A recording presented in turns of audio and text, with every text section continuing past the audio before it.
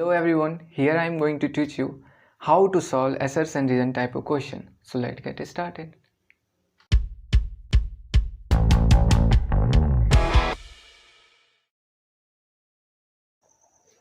How to solve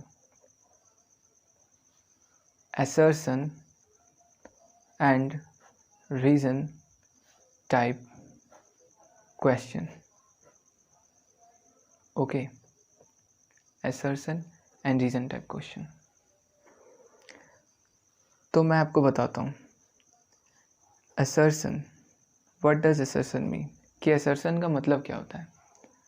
तो assertion एक तरह का स्टेटमेंट होता है।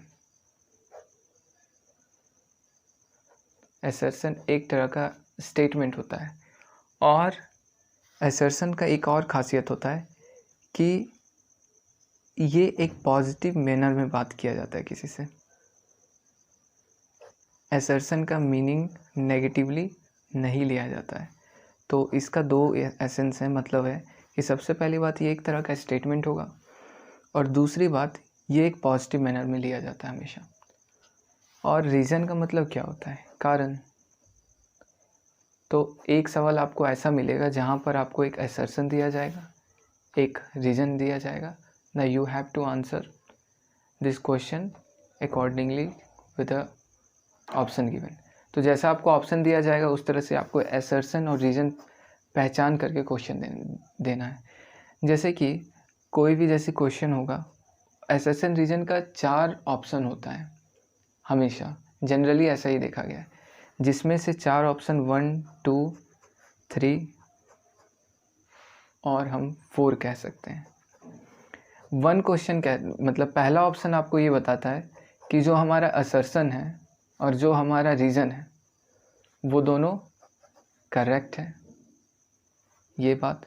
प्लस एक बात और बताता है, जो मेरा रीज़न है वो मेरा assertion के लिए एक करेक्ट एक्सप्लेनेशन है। क्या है? एक करेक्ट एक्सप्लेनेशन है।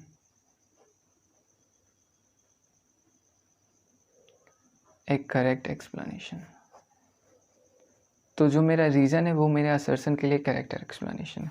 तो मेरा ऑप्शन पहला ये कहेगा कि मेरा assertion भी सही है, यानी जो स्टेटमेंट हमको दिया जाएगा, assertion को स्टेटमेंट 1 के नाम से जाना जाता है और रीज़न को स्टेटमेंट 2 के नाम से जाना जाता है, या फिर ए भी होता है, कभी कभी बी भी होता है। तो जब भी आपको assertion पूछा जाएगा तो आपको ये बोला जाएगा कि assertion को पढ़िए, रीज़न को पढ़िए। तो जब आप assertion पढ़ोगे, रीज़न पढ़ोगे, तो आपको कुछ सेंस आएगा।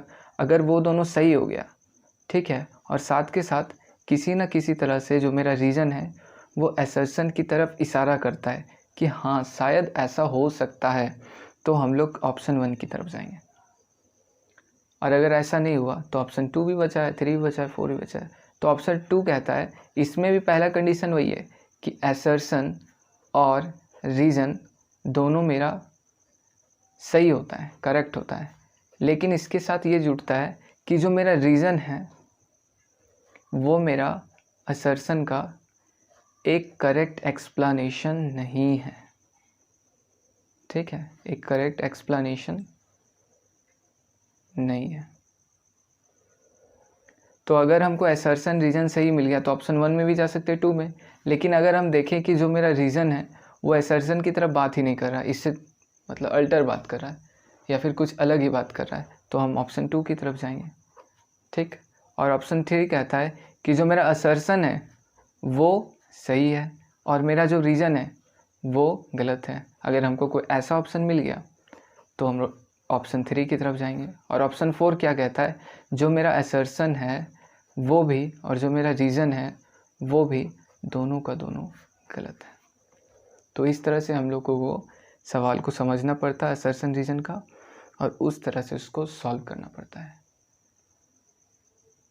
I think for this video it is enough नहीं, लेकिन हाँ फिर भी आपको मैंने एक छोटा सा कंसेप्ट समझाने की कोशिश की है, और आगे आपको मैं नए कंसेप्ट ईज़िली सिखाने की कोशिश करूँगा।